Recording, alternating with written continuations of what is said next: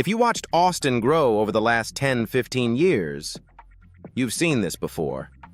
What used to be gaps filled in fast. City to city became one continuous stretch of growth.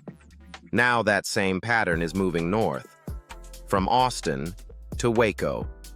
Waco isn't just a pass-through anymore. It's becoming a destination. And just like before, industrial is leading.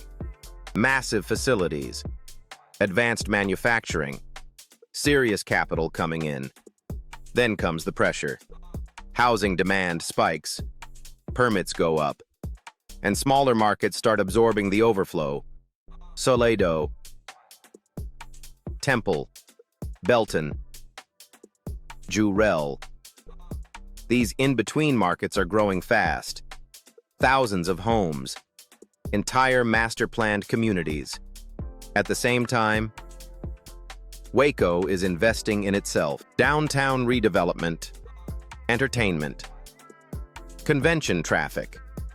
That's long-term positioning. And infrastructure is catching up, because demand is already here. Here's the pattern.